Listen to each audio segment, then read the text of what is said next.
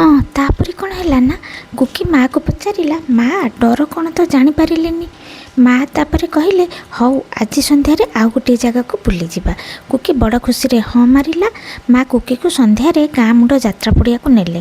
ସେଦିନ ଥିଲା ଅଗିରା ପୂର୍ଣ୍ଣିମା। ଅଗି ଜଳା ହେବାକୁ ଗାଁ ସାରା ଲୋକ ରୁଣ୍ଡ ହୋଇଥିଲେ। କିଛି ପିଲା ପାଳଭୂତ ଡାଳଭୂତ ହୋଇ ଲୋକଙ୍କୁ ଡରାଇ ମନୋରଞ୍ଜନ କରୁଥିଲେ। ମା' କହିଲେ, ଦେଖ କୁକି, ଏ ହେଲା ପାଳଭୂତ। ପାଳଭୂତ ବିକଟାଳ ମୁହଁ କରି କୁକି ଆଡ଼କୁ ମାଡ଼ି ଆସିଲା। ସେହି ସମୟରେ ଅଗି ଜଳା ହେବା ପାଇଁ ନିଆଁ ଧରି ଲୋକମାନେ ଆସୁଥିଲେ।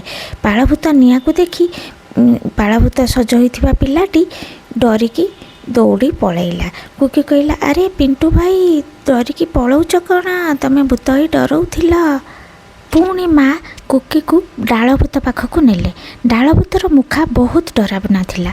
ସେ ଏକ ଅନ୍ଧାର କୋଣରେ ଠିଆ ହୋଇ ଲୋକଙ୍କୁ ଡରଉଥିଲା। କୁକି ଦେଖିଲା, ଆରେ ଏ କ'ଣ? ଡାଳଭୂତର ଗୋଡ଼ କ'ଣ ଦିଶୁଛି? ସେପଟୁ ଗୋଟେ ଛେଳି ଆସି ଡାଳଭୂତର ସବୁ ପତ୍ର ଖାଇଦେଲାଣି। କୁକି ଏହା ଦେଖି ହସି ହସି ଗଡ଼ିଗଲା।